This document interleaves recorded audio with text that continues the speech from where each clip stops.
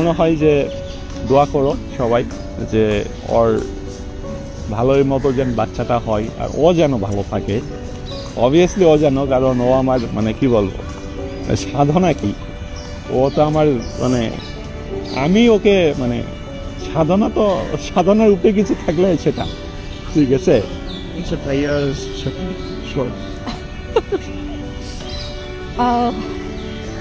মহামানব। না না, মহামানব মানুষ হতে পারে না। মহানবী সাল্লাল্লাহু আলাইহি আমার ওয়াসাল্লামের পরে জীবনের আসলে শ্রেষ্ঠ পাওয়া এর চেয়ে বেশি কিছু সেটা 17 তারিখের আগ পর্যন্ত। 17 তারিখে কিন্তু আমাদের লাইফের সবচেয়ে সেরা গিফট দিবে সৃষ্টিকর্তা, যেটা আমরা কখনো চিন্তাও করি নাই। হয়তো বা তাকে 2024 নাম হচ্ছে শাহরিয়ার, আর ও হচ্ছে শারমিন টোপা। আমি গ্রাজুয়েশন কমপ্লিট করেছি ইঞ্জিনিয়ারিংয়ে, আর ও হচ্ছে MBA শেষ করেছে। তো দেখা যায় যে তিনি ডাক্তার ইঞ্জিনিয়ারের সংসার। তো আমাদের পরিচয়টা ছিল হচ্ছে স্কুল লাইফ থেকে। আমাদের হোম ডিস্ট্রিক্ট হচ্ছে নওগাঁতে আমি নওগাঁ জেলা স্কুলে পড়তাম, আর ও পড়তো নওগাঁ গার্লস স্কুলে, ঠিক আছে। তো তখন মনে হয় 2008 সালের দিকে আমি ক্লাস 8-এ পড়তাম, ও তখন ক্লাস 6-এ পড়তাম। তখন থেকে আমাদের সম্পর্ক। যাই হোক, ক্লাস 10 পর্যন্ত আমরা পাশাপাশি বাসায় ছিলাম, ওর বাসা আর আমার বাসা একদম পাশাপাশি ছিল। তো ক্লাস 10-এর পরে আমাদের সম্পর্কটা হয়ে যায় হচ্ছে লং ডিস্টেন্স রিলেশনশিপ। আমি কলেজে পড়ার জন্য বগুড়াতে চলে আসি, ও নওগাঁতে থেকে যায়। ক্লাস 8-এ আমি যখন ক্লাস 8-এ পড়ি, ক্লাস 6-এ পড়ে 2008 সালের দিকে, 15-16 বছর। তো পাশাপাশি বাসায় থাকতাম। ওই তো দেখা দেখি থাকে সম্পর্ক আর কি, কখনো কাউকে বলা হয়নি, মানে পরস্পরকে ভালোবাসি, বাট বোঝা যায়। যাই হোক, বগুড়াতে যখন চলে আসলাম তখন থেকে শুরু হলো 2010 সাল থেকে লং ডিস্টেন্স রিলেশনশিপ শুরু হলো। নওগাঁ থেকে বগুড়ার ডিস্টেন্স অ্যারাউন্ড 57 থেকে 60 কিলোমিটার দূরে থাকতাম।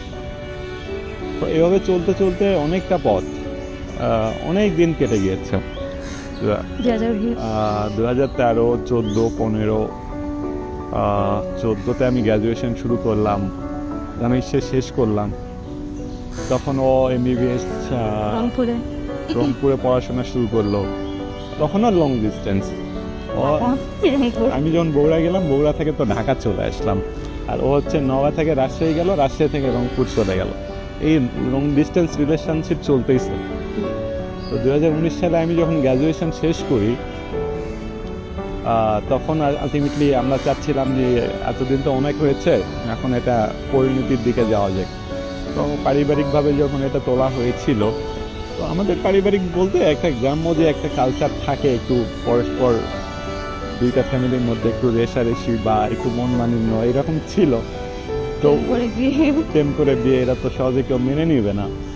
তো যাই হোক, যখন ওর বাড়িতে তোলা হলো কথাগুলো, হ্যাঁ, ওর বাসা থেকে একবার আমাকে দেখে কথা বলেছিল। তো তারও কিছুদিন আগে থেকে ও অসুস্থ, বেশ কিছুদিন থেকে ও একটু মাঝে মাঝে অসুস্থ হয়ে যায়। হ্যাঁ, তো এভাবেই চলতেছিল। তো বিয়ের কথা যখন উঠেছিল, তখনও ওর মানে মাঝে মাঝে অসুস্থ হইতো, কিন্তু আসলে আমরা ডিটেক্ট করতে পারতাম না ও কেন অসুস্থ হইতো, বা নর্মাল অসুস্থ হতে পারে এরকম কিছু। তো দেখা যায় যে বিয়ের কথা যখন তোলা হলো, তখন ওদেরকে বলা হইলো যে ওর পড়াশোনা শেষ হওয়ার পরে বিয়ে শাদীর দিকে যাওয়া যায়। কিন্তু আমার পড়াশোনা শেষ, আমি তখন বিকাশে চাকরি করি। কিন্তু এভাবে 2020 সালের 19 সালের দিকে থেকে চাকরি শুরু হলো। 2020-এ তোমার কোভিড শুরু হলো মার্চে। জুনের দিকে আমরা বাসায় কথাটা তোলা হইলো। তারপর দেখা যায় যে ওকে বাসায় কথা হচ্ছে, তখন হুট করে ও খুব অসুস্থ হয়ে পড়লো। তো এটা নিয়ে আলটিমেটলি সবাই ফানি মোডে হোক আর সিরিয়াস মোডে হোক, যে ও বিয়ে করার জন্য অসুস্থ হচ্ছে, এইরকম কথা উঠতেছিল। হ্যাঁ, যাই হোক এভাবে চলতে চলতে 2020 সালের জুলাইয়ের 19 তারিখ কি 21 তারিখের দিকে অনেকটা মেমোরি লস হয়ে গেছে। 2020-এর পর না মেমোরি আর ঠিক নেই। জুলাইয়ের 19 তারিখ না, জুনের 19 তারিখ কি 21 তারিখে ওর ফার্স্ট MRI রিপোর্ট, ওর অসুখ ধরা পড়লো হচ্ছে টিউমার। ওর মেরুদণ্ডের নিচের অংশে ওর টিউমার ধরা পড়লো। তো টিউমার তো সাধারণত মানে অপারেশন করে রিমুভ করতে হয় নর্মাল, আর টিউমার থেকে কিন্তু ক্যান্সারের সূত্রপাত হয়, ঠিক আছে। তো যখন ওর টিউমারটা ধরা পড়লো তখন ও অনেক মারাত্মকভাবে অসুস্থ, প্রায় 1 মাস সে ঘুমাতেই পারে না। রাতের বেলা সোফাতে বসে বসে ও ঘুমাতো, এইরকম পুরো শরীর ফুলে যাচ্ছিল। তো টিউমার ধরার পরে ওকে চিকিৎসার জন্য ঢাকাতে শিফট করানো হলো জুলাইয়ের 6 তারিখের দিকে। এমন জায়গায় টিউমার যখন ধরা পড়ছে না, তখন তো আমি অনেকটা মানে ওর লাস্ট 1 মাসের অবস্থা দেখে তো আমি পুরো পাগল হয়ে যাচ্ছিলাম। তো ঢাকাতে শিফট করা হয়েছে, তারপর অনেক দৌড়াদৌড়ি, অনেক ছোটাছুটি, তারপর ফাইনালি ডিসিশন হলো এটা।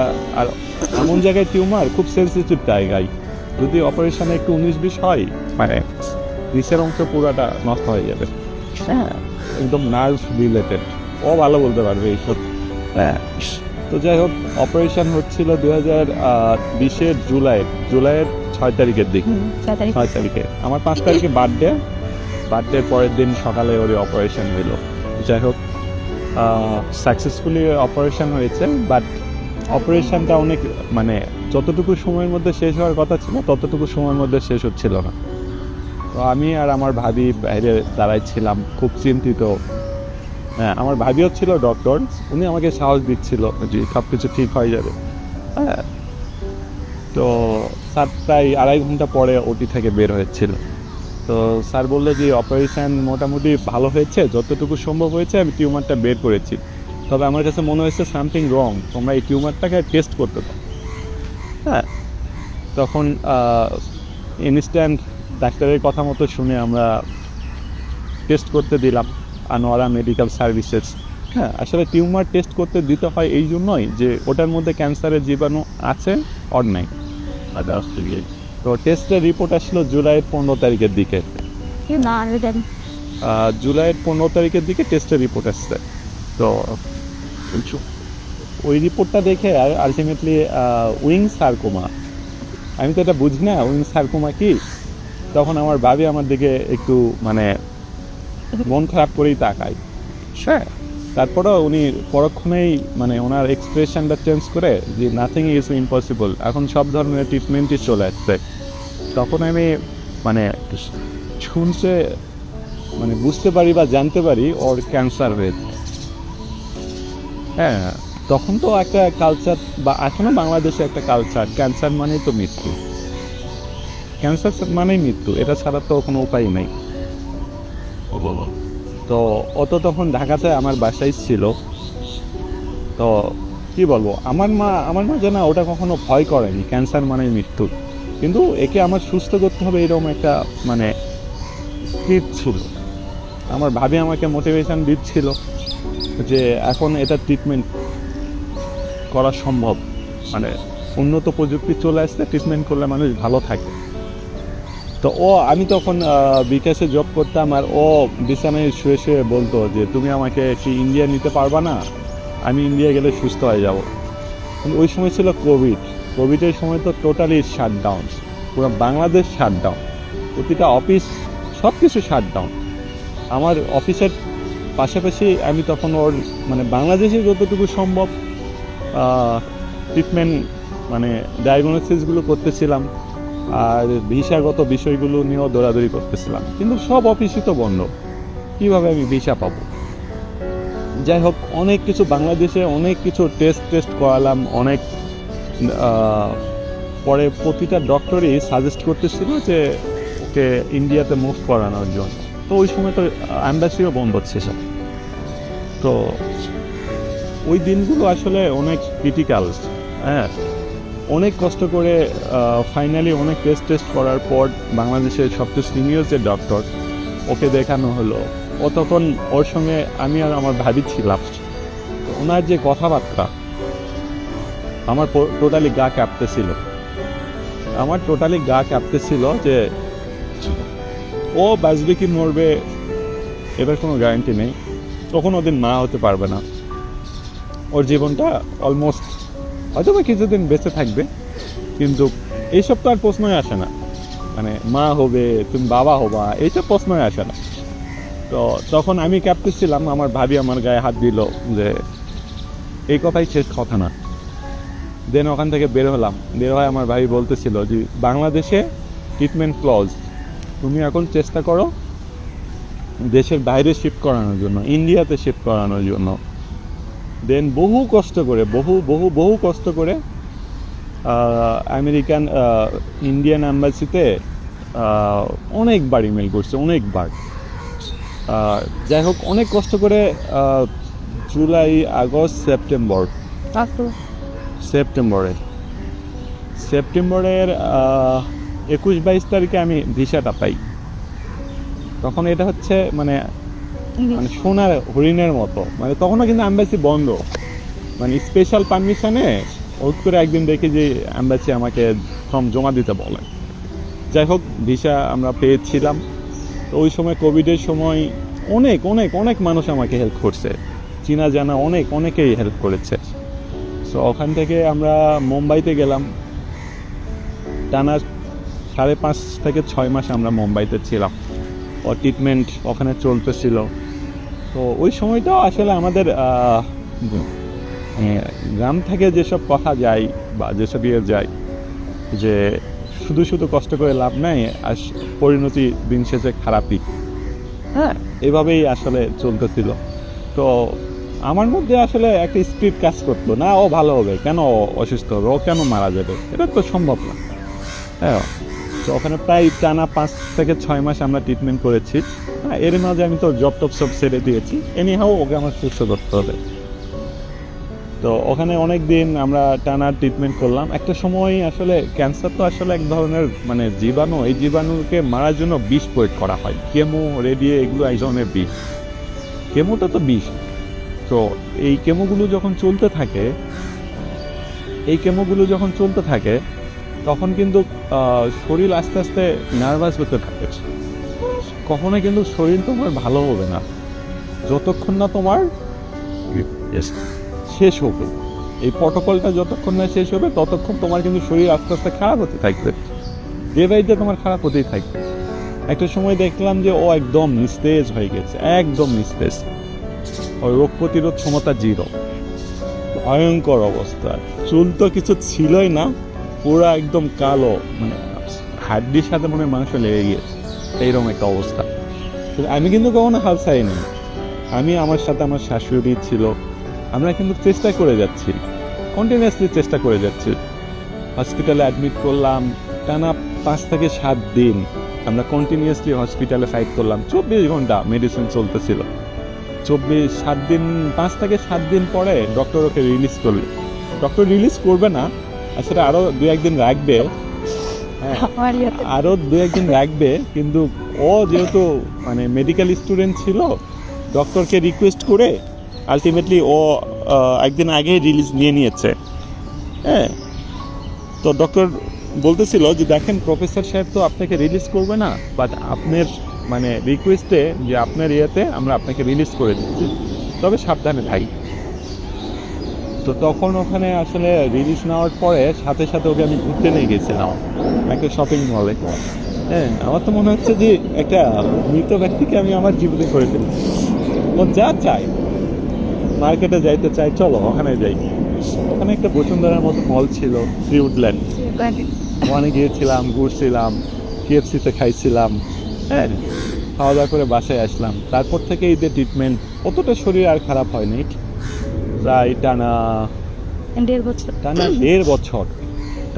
বছর আমরা ট্রিটমেন্ট করালাম। একটা সময় 2021 সালের 19 আগস্ট লাস্ট কেমো ওর শরীরে প্রবেশ হইল, রেডিয়েশনগুলো শেষ হয়ে গেল। ওই সময়গুলো না আমাদের কাছে একদম পুরো ভয়ঙ্কর ছিল, পুরো ভয়ঙ্কর। ইন্টারেস্টিং পার্ট বলো। ইন্টারেস্টিং পার্ট বিয়ে হয়েছে 22 সালে। হ্যাঁ, মানে ভয়ঙ্কর অবস্থা ছিল। যাই হোক, ওখান থেকে ও কাম ব্যাক করলো। কেমোগুলো শেষ হওয়ার পরে দেখা যাচ্ছে যে লাস্ট 1.5 বছরে ওর যত শরীর খারাপ করতেছিল, ও কেমো শেষ করার পরে আস্তে আস্তে সে কাম ব্যাক করতে শুরু করলো। আস্তে আস্তে সে কাম ব্যাক করতেছিল। তো মানে আসলে আমার কাছে মনে হয় কি, এসব রুগীকে মানে মেডিসিনের চেয়ে সবচেয়ে বেশি ইম্পর্টেন্ট হচ্ছে মানসিক সুস্থ রাখা। তুমি যত বেশি মানসিক সুস্থ রাখবা ততটা এরা ভালো থাকবে। একটা মানুষ যদি চিন্তা করে আমি আর ক্যান্সার হয়েছে, আমি কয়েকদিন পর মারা যাবো, অতই ওষুধের আগেই মারা যাবে। হ্যাঁ, যাই হোক, তো ওর তো বর্তমান অবস্থা কি? খুবই ভালো। আচ্ছা, বর্তমান অবস্থা আমার ওর তো চিকিৎসা শেষ হলো 19 আগস্ট, লাস্ট কেমো যখন দেওয়া হলো, তারপর আস্তে আস্তে ও কাম ব্যাক করতেছে। তো তখন আমার কাছে একটা বিষয় মনে হচ্ছিল যে আসলে এর তো চিকিৎসা শেষ, আস্তে আস্তে কাম ব্যাক করবে, বাট একে এখন যদি মানসিকভাবে আরও ভালো রাখতে চাই, চাঙ্গা রাখতে চাই, ওকে আমার বিয়ে করা উচিত।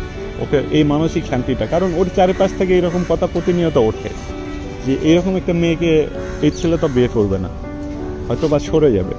কিন্তু চিকিৎসা কিন্তু করাইছি আমি, আমার চাকরি বাকরি সব শেষ করে মানে ছেড়ে দিয়ে আমি কিন্তু চিকিৎসা করাইছি। কিন্তু আমার মধ্যে কিন্তু কখনো এই ফিল্ডটা আসে নাই। বা আমার বাবা মা ভাই আলহামদুলিল্লাহ তারা খুবই ভালো, আমাকে সব সময় পজিটিভ ফিডব্যাক দিত সব সময়। তো যাই হোক, তখন আমার মেজো ভাই ছিল, মেজো ভাইয়ের বিয়ে হয় নাই। তখন একটা সময় দেখা যাচ্ছে যে না, ওকে আমার বিয়ে করা উচিত, খুব দ্রুত বিয়ে করা উচিত। তখন আমি আমার মেজো ভাইকে কনভিন্স করলাম, করার পরে লাইনটা ক্লিয়ার করে নিলাম। ভাই বললো আচ্ছা ঠিক আছে, তুমি বিয়ে করো। তো বিয়ে করলাম। বিয়ে করার পর থেকে তো ও মানসিকভাবে আরও চাঙ্গা হয়ে গেল। হ্যাঁ, যখন আমি ওকে বিয়ে করি তখন ওর 2022 সালের মে মাসের 4 তারিখে, হ্যাঁ, 4 তারিখে, তখনও কিন্তু ওর শরীর খুবই দুর্বল, খুবই দুর্বল। আমরা ইন্ডিয়াতে জাস্ট কয়েকটা ফলো আপ করেছি, এরপরে আস্তে আস্তে কাম ব্যাক হচ্ছে। তো আমাদের বিয়েটাও মানে খুব অদ্ভুত ছিল, খুবই অল্প পরিসরে ছিল। মেন টার্গেটটা হচ্ছে যে বিয়ে করতে হবে। তখন আমি তো আপনাদের বিয়ে করেন আপনি হ্যাঁ, এরপরে দেখা যায় যে তোমার আমি আবার নতুন করে চাকরি শুরু করলাম 2022-এর শুরু থেকে। তখন আমার স্যালারি স্ট্রাকচার এমন ভালো ছিল না। তো তারপরে আমি বিয়ের মতো সিদ্ধান্ত নিয়ে নিলাম। তো বিয়ে করলাম। বিয়ে করার পর দেখলাম যে ও আরও মানসিকভাবে খুবই মানে শক্তিশালী হইল। তো ও আস্তে আস্তে দেখা যায় যে ওর যে ফাইনাল ইয়ারে গ্র্যাজুয়েশন ছিল, MBBS ফাইনাল ইয়ার পরীক্ষা দিবে। তো ওই পরীক্ষাটা ও বললো, শ্বাস করে বলতেছে যে ও পরীক্ষা দিতে চাই। হ্যাঁ, আমি বললাম এই শরীরে কীভাবে সম্ভব? তো ওর জেদাজেদের কারণেই আলটিমেটলি ও ওই যে শুয়ে হসপিটালকেও, ওই মেডিকেলকেও আমরা থ্যাঙ্কস জানাই, প্রাইম মেডিকেলকে। ওকেও যথেষ্ট সাপোর্ট করেছে। ইভেন ওর ক্লাসরুমে বেড দিয়ে দিত, ক্লাস করানোর সময় বেড দিয়ে দিত, পরীক্ষার সময় ও যদি শুয়ে লিখতে চাই লিখতে দিত। তখন তো ও বুঝতে পারতো না। আর ওর সার্জারি হয়েছে মাজায়। ও কিন্তু মানে সার্জারির 3-4 দিন পর থেকে আর ঠিক মতো বসতে পারে না, বেশিক্ষণ বসতে পারে। আমি ইন্ডিয়াতে নিয়ে গেছিলাম ওকে শোয়াই। হ্যাঁ, ওই যখন মেডিকেলে পরীক্ষা দেবে ফাইনাল ইয়ার, তখনও তো এই 2 বছর পরও মানে বসতে পারতো না। এখন আল্লাহর রহমতে অনেকক্ষণই বসে আছে। হ্যাঁ, তো যাই হোক, তো আমাদের যখন বাংলাদেশে ট্রিটমেন্ট ছিল তখন ডক্টর কি বলেছিল, আমি কোনোদিন বাবা হতে পারবো না। ইন্ডিয়াতে যখন ট্রিটমেন্ট শুরু হয়েছিল তখন ওরা বলেছিল যে আমরা একটা ট্রাই করতে পারি, আমরা একটা মেডিসিন অ্যাপ্লাই করবো 3 মাস পর। এরপরে যদি আল্লাহ ভাগ্যে রাখে তোমার হবে, তবে ধরে রেখো না হওয়ার পসিবিলিটি বেশি। আমি বললাম যে আমার ওসব সমস্যা নেই, আপনি আমার পেশেন্টটাকে বাঁচান। ওটা আল্লাহ দিলে হবে, অনেক ভালো। মানে আমার বন্ধুদের অনেকেরই তো হচ্ছে না, সুস্থ স্বাভাবিক মানুষেরই তো হয়। ওটা না আমার কনসার্ন না, আমি মানুষটাকে বাঁচাতে চাই। তো যাই হোক, ট্রিটমেন্টের পরে আমাদের বিয়ে হলো 2022 সালে। হ্যাঁ, তারপর পড়াশোনা শেষ হলো 2024-এর জানুয়ারিতে 7 তারিখে ইন্টার্ন শেষ হয়ে গেল। ও আমার ঢাকাতে আসলো। ঢাকা আসার পরে দেখা যায় যে মানে আমাদের কাছে না অপ্রত্যাশিত, মানে ও যখন প্রেগনেন্ট হইলো, ও যখন আমাকে বললো ও প্রেগনেন্ট, মানে আমার কাছে না আকাশ ভেঙে পড়লো। কারণ আমি ওকে বিয়ে করছি, চিকিৎসা করেছি, বা এরপরে যে আমার নিজের একটা প্ল্যান, নিজের লাইফের একটা প্ল্যান, কখনো এই জিনিসটা ছিল না। আমি জানি কোনোদিনও আমি হতে পারবো না মোবাইল, কোনোদিনও হতে পারবো না। কিন্তু ও যখন আমাকে বললো তখন আমি অবাক, সিরিয়াসলি? হ্যাঁ। ডক্টর চেক আপ যখন করালাম তখন তো দেখা যাচ্ছে যে ওর পজিশন প্রথম দিকে মানে একটু জার্নি হচ্ছিল, তো একটু সমস্যা ছিল। তারপর 7 দিন বা 10 দিন রেস্টের পরে একদম ক্লিয়ার। এই তখন থেকে এই আজকে অবধি অলমোস্ট 9 মাস হয়ে যাচ্ছে আমাদের, মানে নেক্সট মান্থে 17 তারিখে আমাদের ডেলিভারি ডেট। এখন পর্যন্ত ওর ফিজিক্যালি 100% ফিট। নর্মাল একটা মেয়ের যে প্রেগনেন্সি পিরিয়ডে যত প্রবলেম হয় ওর কিছুই হয়নি। ইভেন লাস্ট চেক আপে ডক্টর বলতেছিল যে তুমি কি নর্মাল ডেলিভারিতে যাবা নাকি, কারণ তোমার মানে অবস্থানগুলো সব একদম ভেরি গুড। কিন্তু ওর সার্জারির কারণে, যেহেতু মাজায় সার্জারি, এই জন্য আমরা আর ওদিকে যাব না, আমরা সিজার করে এটা নিয়ে আসবো। তো এই যে আমরা যে আজকে ওর মানে আমাদের নেক্সট অতিথি আসতেছে, এটা আমাদের কাছে কিন্তু মানে সৃষ্টিকর্তার মানে কি না পারে, বুঝছেন? মানে কি বলবো, মানে এটা তো আমরা প্রত্যাশাই করিনি যে আমাদের এরকম কিছু একটা হবে, আমাদের সংসারেও মানে আলোকিত হবে, কেউ এসে আলোকিত করবে। এমনিতে কিন্তু আমরা দুইজন খুবই হ্যাপি, মার্শাল্লাহ। আমাদের মধ্যে ঝগড়াঝাটি খুবই কম, ঝামেলা খুবই কম, ন্যায় বললেই চলে। বিশেষ করে 2014 পর থেকে ন্যায় বললেই চলে। আমরা দুইজন যথেষ্ট এনজয় করি, যথেষ্ট ভালো আছে, ভালো থাকি। কিন্তু আজকে যার জন্য আমরা ফটোশ্যুট করতেছি, এটা যার জন্য, সেটা কিন্তু আমাদের কাছে একদম স্বপ্নের মতো। এটা মানে আমাদের লাইফটা কিন্তু স্বাভাবিক ছিল না, বা এখনও স্বাভাবিক নাই অনেকটা।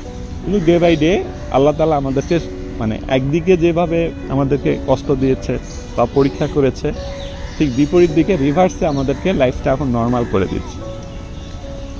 ঠিক আছে, আস্তে আস্তে আল্লাহর রহমতে আমার মনে হয় যে দোয়া করো সবাই যে ওর ভালোর মতো যেন বাচ্চাটা হয়, আর ও যেন ভালো থাকে। অবভিয়াসলি ও যেন, কারণ ও আমার মানে কি বলবো, সাধনা কি, ও তো আমার মানে আমি ওকে মানে সাধনার উপরে কিছু থাকলে সেটা ঠিক আছে।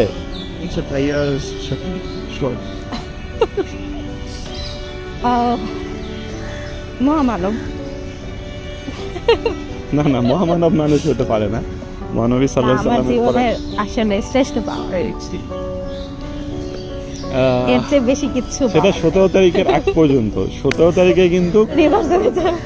আমাদের লাইফের সবচেয়ে সেরা গিফট দিবে সৃষ্টিকর্তা, যেটা আমরা কখনো চিন্তাও করি নাই। হয়তো বা তাকে 2024, 2020, 21, 22 এটা তো আমাদের কাছে একদম কি বলবো ভয়ঙ্কর একটা সময় গিয়েছে। কিন্তু 2023, 24, বিশেষ করে 24-এ এসে আমাদের লাইফটা অনেকটা স্বাভাবিক হয়ে যাচ্ছে। এই বেবি পাওয়ার পর ইনশাল্লাহ আরো বেশি স্বাভাবিক হয়ে যাবে।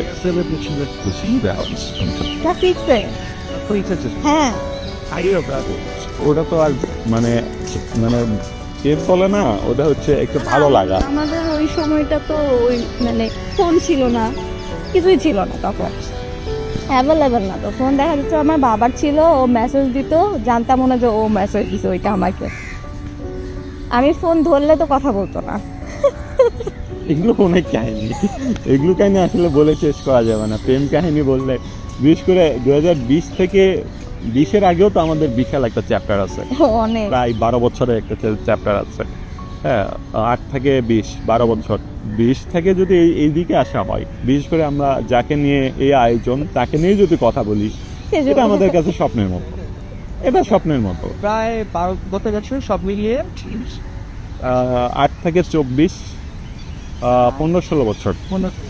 আমরা বেশ বেশ সময় যে যেমন অনেকের কাছে শুনি যে মানে একটা মানুষ হিসাবে এত দীর্ঘ সময় থাকলে তার প্রতি অনীহা বা একটা অবহেলা চলে আসে। তো হ্যাঁ, যে মানুষটা এত কিছু করতে মানে একটা বলে না, এখন এই কলাটাও ভুল না, না এই একবার আপনাদের মাধ্যমে তো মানে এই ভিডিওটা অনেকেই দেখবে। তো আপনাদের এই ব্যাপারে কিছু ভিডিও করতেন যে এই যে মানুষ মনে করে যে দীর্ঘ সময় 2013 সালে নভেম্বরের 29 তারিখে আমাদের মধ্যে ব্রেকআপ হয়। হ্যাঁ, 2013 সালে নভেম্বরের 29 তারিখে। টিনেজ না ওই সময়, তো টিনেজ। তখন তো আসলে আমি তো অতটা ম্যাচিউর ছিলাম। ও যখন ওর সাথে যখন আমার ডিসকানেক্ট হয়ে যায়, তখন আসলে ফিল করি যে ও আসলে কি ছিল। দুইজনের লাইফ আমার ইন থেকে ফিল করি, ও ওর ইন থেকে ফিল করে। আমাদের মধ্যস্থ তরকারি আমাদের একটা ফ্রেন্ড আছে, হ্যাঁ, খাইরি, হ্যাঁ, ও বলতো যে তোরা শুধু শুধু কষ্ট করতেছিস, দুইজনকে এক জায়গায় নিয়ে আসলে তোদের আর কিচ্ছু থাকবে না। আমাদের যতই গন্ডগোল হোক না কেন, দেখা করতে আসলেই চল, আমরা ওইসব আগের পাঁচটার কথা তুলতাম না। তো ও একটা কথা বলো, ওর কাছ থেকে এই জিনিসটা আমি শিখছি, হ্যাঁ, তুই কখনো কাউকে কারোর সাথে কম্পেয়ার করবা না। কম্পেয়ার করতে গেলেই তোমার প্রবলেমটা তৈরি হবে। আর আমার ভাবি আমাকে আরেকটা জিনিস শিখাইছে, এই সময়টা, মানে এই খারাপ সময়টার মধ্যে আমার ভাবি আমাকে একটা মানে বলেছিল যে তুমি যদি একটা মানুষকে ভালোবাসতে চাও, হ্যাঁ, তুমি যদি আমাদের এই সো ভিডিওটা আমার ভাবি আমাকে একটা কথা শিখাইছে যে তুমি যদি কাউকে 100% ভালোবাসতে চাও, একটা মানুষের কখনোই 100% ভালো হতে পারে না। 70% ভালো বা 80% ভালো, 20% সে খারাপ হবে, এটা নর্মাল। যদি তুমি কাউকে ভালোবাসতে চাও, তুমি ওই যতটুকু খারাপ ততটুকু ভালোবাসো। একটা মানুষের ভালো গুণগুলো ভালোবাসার কিছু নাই, এটা সবার কাছেই ভালো লাগবে। ওটাকে ভালোবেসে তো লাভ নেই, এটা সবাই ভালোবাসবে, সবারই ভালো লাগবে। তুমি যদি ওই 20% ভালোবাসতে পারো, তাহলে তুমি ওকে 100% ভালোবাসো। এই জিনিসটা আমার মানে মারাত্মকভাবে কাজে দিয়েছে। হ্যাঁ, 2013 সালের নভেম্বরের 29 তারিখের পরে যাওয়া লাগবে। এরপর থেকে যখন আমরা আবার 2014 সালের শেষের দিকে আবার কাম ব্যাক করি, ওর তখন অ্যাডমিশন চলতেছিল, কয়টা লাখ কাম ব্যাক করলাম, তো তখন থেকে এরপরে আর কখনোই আমাদের হয়তো একসাথে থাকলে কম্প্রোমাইজ করতে হবে, স্যাক্রিফাইস খুব ইম্পর্টেন্ট। ঝগড়া হবে একসঙ্গে, যখন আমি চেতে যাব ও চুপ করে থাকবে, ও যখন চেতে যাবে আমাকে চুপ করে থাকতে হয়। বিশেষ করে 2020 সালে ওর শরীরে যখন বিষ ঢুকতে শুরু করলো, তখন কিন্তু ওরা কিন্তু স্বাভাবিক মানুষ না, ওরা কিন্তু স্বাভাবিক মানুষের মতো অ্যাটিটিউড করে না, একদম অস্বাভাবিক মানুষের মতো অ্যাটিটিউড করে। কারণ ওদের মধ্যে বিষ, ওদের আটকে না যায়, ওদের মাঝে হচ্ছে বিষ, হ্যাঁ, ওর শরীরের মাঝে হচ্ছে বিষ। ও হলো অস্বাভাবিক আচরণ করবে, ইচ্ছা করেই চেতে যাবে। ও তো ইচ্ছা করে চেতেছে না, ওর হরমোনাল ইফেক্ট করতেছে। কিন্তু আমি তো তখন টোটালি কুল, আমার হাসি পাইতো, রাগ হইতো, হেসে কাটাই দিতাম। নয় মানে দেখো, জীবনে কিন্তু খারাপ সময় খুব কমে আসে, সেটাকে যদি তুমি মানে ক্যারি করো, মানে ধরে রাখো, তাহলে কিন্তু এই ছোট্ট জিনিসটা বড় হয়ে যায়। তুমি দেখো, তুমি একজনের সঙ্গে আছো, সবসময় চিন্তা পরিবারের সঙ্গে চিন্তা করো না কেন? বাবা মার সময় অনেক সময় রাগ হয় না, বাবা মার প্রতি আমাদের রাগ হয় না? আমরা তো বাবা মাকে সবচেয়ে বেশি ভালোবাসি, তাদের প্রতি আমাদের রাগ হয় না? তখনকে আমরা কি করি? ধরে রাখি না তো, একটু পরে তো নর্মালি ভাবি বাবা মা। ঠিক ওকে যদি আপন ভাবো, তোমার এগেনস্টকে যদি আপন ভাবো, খুব অল্পতেই ছেড়ে দিতে হবে। হ্যাঁ, ও মানুষ, ও ফল করতেই পারে, এটা তো তোমাকে খুব দ্রুত কাম ব্যাক করতে হবে, এটা ধরে থাকা যাবে না, কখনো কম্পেয়ার করবা না। আর অবশ্যই টাচ রাখতে হবে। আমরা কিন্তু totally long distance relationship, totally আমরা মিলিত হয়েছি 2024 সালে এই জানুয়ারির 8 তারিখে ঢাকা যখন আসছে, ও মানে জানুয়ারি মাসে ইন্টার্ন শেষ করে যখন আসছে। এই যে দেখো, যে 2008 সাল থেকে এই পর্যন্ত আমরা কখনোই কিন্তু একসাথে খুব বেশিক্ষণ সময় কাটাতে পারিনি, শুধুমাত্র ট্রিটমেন্টের সময় ইন্ডিয়াতে যখন ছিলাম। এর ব্যতীত ওই আমরা 15 দিন 1 মাস পর পর হয়তো 1 দিন 2 দিন ওখানে ঘুরতে যাচ্ছি, দেখা করতেছি, এই সেই। হ্যাঁ, এই যে পুরোটা লং ডিস্টেন্স। আমি আমার স্টুডেন্ট লাইফে টিউশনি করাইতাম, টিউশনি হচ্ছে আমার পকেট মানি, আর বাকিটা হচ্ছে সেভিং। ওর মানে ওর যে মানে পকেট মানি ছিল, ওখান থেকে ও খরচ করতো না, ওখান থেকে ওর টাকা জমাতো। কারণ আমাদের একবার দেখা করতে অনেক টাকা খরচ হয়েছে, আমার ঢাকা থেকে যাওয়া আসা, ওখানে মানে ঘোরা টোরা, এই সেই, এগুলোতে তো অনেক টাকা খরচ হয়। আমরা তো স্টুডেন্ট, আমরা টাকা পেয়ে পাবো। তখন আমি কিছু টিউশনি করাতাম, আর ওর হচ্ছে ওই সেভিংস থেকে এই টাকাগুলো আসতো। হ্যাঁ, কখনো কারোর সাথে কম্পেয়ার করো না। আর অবশ্যই যেটা যদি করার দরকার নেই, একজন রয়ে গেছে, কয়েকজন সাইলেন্ট হয়েছে হবে, তাছাড়া সম্ভব না। আমাদের বাবা মারা যেভাবে সংসার করে আসছে, হ্যাঁ, সেটা তো আমরা ওখান থেকে খুব মানে খুব ভালোভাবেই শিক্ষা নিতে পারি, কিন্তু আমরা নেই না। হ্যাঁ আর কখনো অন্যকে দেখে ও যেই কথাটা বলে যে অন্যের বাহ্যিক দেখে কিন্তু কখনোই তুমি কোনো ডিসিশন নিতে পারবে না। তুমি আরেকটা কাপলকে দেখতেছো হেভি হ্যাপি, অনেক কিছু করতেছে, এই করতেছে ওই করতেছে, ওদের এই আছে সে আছে, হ্যাঁ। আর ও একটা জিনিস, ওর কাছ থেকে ও আমার ছোটো, বাট অনেক কিছু শিখছি, অনেক কিছু। তোমার যা আছে সেটা নিয়ে স্যাটিসফাইড থাকা ছিল। আমার এই পজিশনে আমার অনেক ফ্রেন্ড কিন্তু ফ্ল্যাটও কিনে ফেলছে, অনেক ফ্রেন্ড ক্যাডার হয়ে গিয়েছে। আমি আমি তো লিভাও চালাচ্ছি, বাট আমি কিন্তু খুবই হ্যাপি, খুবই এনজয় করছি, ওকে নিয়ে খুবই হ্যাপি। আমরা যতটুকু ইনকাম করি ততটুকুই নিয়ে আমরা প্রতিদিনই হ্যাং আউটে বের হই বা কোথাও যাই, খাই, আড্ডা মারি, এই সেই করে আমাদের জীবন কাটতেছে। ইভেন আমার তো মনে হয় যে ও একটা কথা বলে যে দেখো, মানে আমাদেরকে দেখে অনেকে হিংসা করে যে এরা অসুস্থ তারপর কিভাবে এত ভালো থাকতে পারে। খুবই মানে শর্ট, মানে খুবই ইজি ট্রিক্স।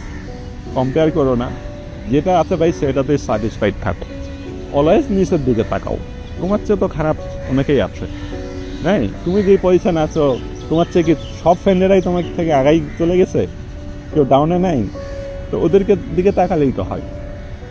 হ্যাঁ ঠিক আছে, আমাদের ভবিষ্যৎ প্রজন্মের জন্য, হ্যাঁ, অ্যাটলিস্ট ওকে আমরা কি বানাবো? Doctor, engineer? মানুষ। হ্যাঁ, নো, ওকে একটা ভালো মানুষ বানাতে চাই। হ্যাঁ, ও যেন মানুষের উপকারে আসে। ও যদি মানে মানুষের উপকারে আসে তাহলে আমরা আমাদের জীবন সার্থক। ওকে আমরা ওভাবে মানুষ করতে চাই। ওর হতে হবে না ডাক্তার, ওর হতে হবে না ইঞ্জিনিয়ার, ওর কিচ্ছু হতে হবে না, কেন ও যেন মানুষের খারাপ না করে, মানুষের বিপদে যেন পাশে আসে। হ্যাঁ, ওয়ান টাইপ অফ মুগ্ধ, আমরা খুবই পরিচিত না মুগ্ধ। এই ছেলেটা কিন্তু ক্যারেক্টার আমার খুব ভালো লেগেছে। হ্যাঁ, ও যেন এরকম মানুষের পাশে দাঁড়াতে পারে। যেমন ফারাজ, যে অলি আর্টিজনের আমরা দেখেছি ফারাজ ক্যারেক্টারটা, ও আরেকজনের জন্য নিজের জীবনটা উৎসর্গ করেছে। ও কিন্তু সেফ হতে পারতো। হ্যাঁ আমি চাই আমার ছেলে ওই রকম কিছু হোক, বা আমার সন্তান ওই রকম কিছু হোক, মানে ভালো। ওর কিছু বিখ্যাত কিছু হতে হবে না, ভালো মানুষ হোক, এই এনাফ। হ্যাঁ, ঠিক আছে, তুমি কিছু বলবা?